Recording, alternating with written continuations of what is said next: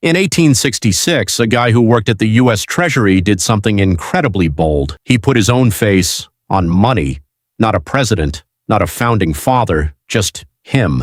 A government employee named Spencer Clark, quietly slipping his own portrait onto a brand new 5-cent note, and it worked, for a while, until people noticed. And what happened next changed the rules of American currency forever. Rules that are still in place today that you've probably never thought about once. So who actually decides what your money looks like? Why is it green? Why is it round? And why did one man's ego accidentally create a law that's still protecting your wallet right now?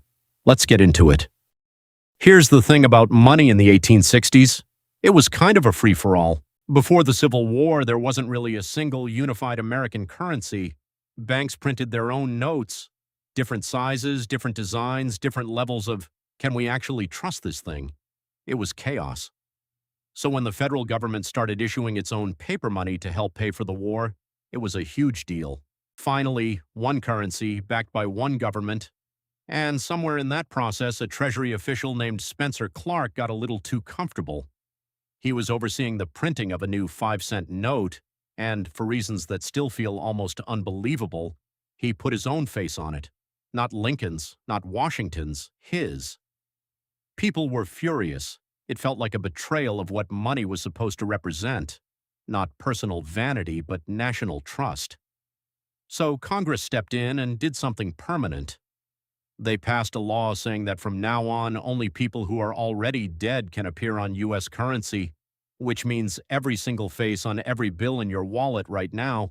That's not just an honor.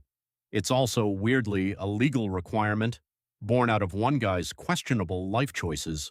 But here's where it gets interesting, because the dead people rule wasn't even the first controversy about whose face belongs on money. Go back further to the very beginning of the country, and you'll find George Washington, the first president, the most famous man in America at the time, refusing to let his face go on coins. Why? Because that's what kings did. That's what monarchies did. And the entire point of the American experiment was to be not that. Washington reportedly told Congress that he believed the American people would rather see a symbol of liberty than the face of any single leader, even his own. So early American coins didn't have presidents on them at all. They had symbols, liberty figures, animals, ideas, not individuals. It actually took until 1909, over a century later, for a president's face to finally appear on U.S. money. That president was Abraham Lincoln, and the push came from someone you wouldn't expect. Theodore Roosevelt, a sitting president who happened to be an obsessive coin collector in his personal life. So the very first president on American money wasn't even put there for political reasons. He was put there because the guy in charge at the time really liked coins. Okay, now let's talk about the green. You've probably never questioned it. Money is green. That's just how it is. Right? Except it wasn't always. And the reason it became green has nothing to do with patriotism, trust, or tradition. It has to do with cameras. Back in the 1860s, when the government started printing its new federal currency, photography existed, but only in black and white. And that created a counterfeiting problem, because if someone photographed a bill, all they needed to fake it convincingly was black and white ink. So the government needed something a camera couldn't replicate. The answer? Color. Specifically, a very particular green pigment that was difficult to reproduce and even harder to remove. That ink, by the way, wasn't even American. It was invented by a Canadian chemistry professor who figured out that superheating chromium in a low-oxygen environment created a stubborn, hard-to-erase green dye, and it worked great for marketing. The reality was messier. That uncounterfeitable ink, it could actually be dissolved with sulfuric acid. So the great anti-counterfeiting breakthrough of the 1860s had a fairly obvious weakness the whole time. But here's the real twist. In 1929, the government had a perfect opportunity to change the color completely. They were redesigning all U.S. currency anyway, shrinking the size, modernizing everything, and they just kept the green. Not because of symbolism, not because of meaning. The official reasoning was almost insultingly practical. The green pigment was cheap, it was available in bulk, and it held up well over time. That's it. That's the whole story. The most recognizable color in American life exists because a 19th century chemist found a stubborn pigment, and a 20th century bureaucrat didn't feel like switching it. Now here's one you've definitely never asked yourself.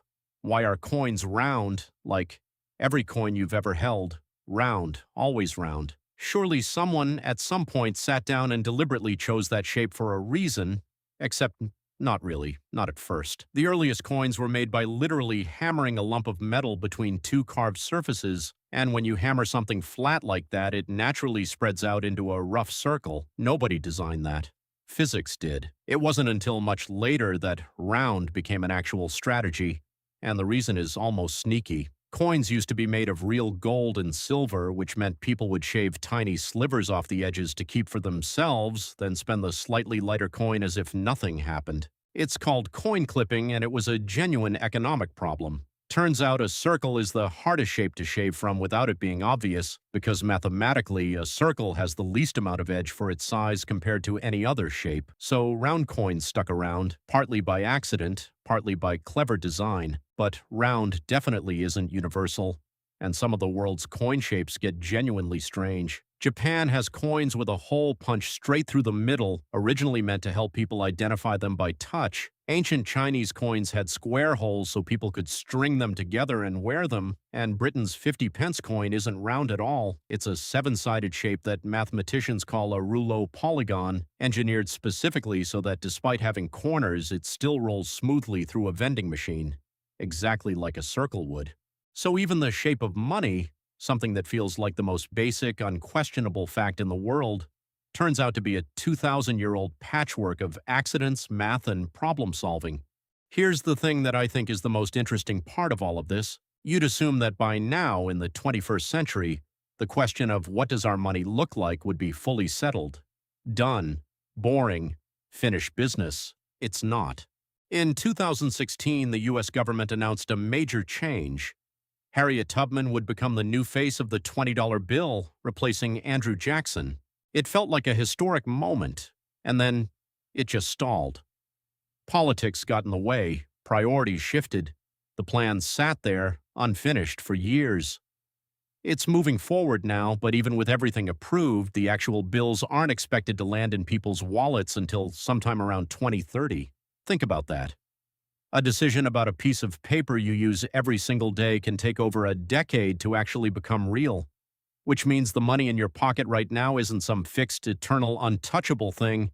It's a living decision, one that's been shaped by a vain government employee, a president who didn't want his own face anywhere near a coin, a chemist solving a camera problem, and committees still arguing about it as we speak. So next time you hand someone a bill or flip a coin to decide something completely unimportant, remember that everything about it, the color, the shape, the face staring back at you, was decided by someone.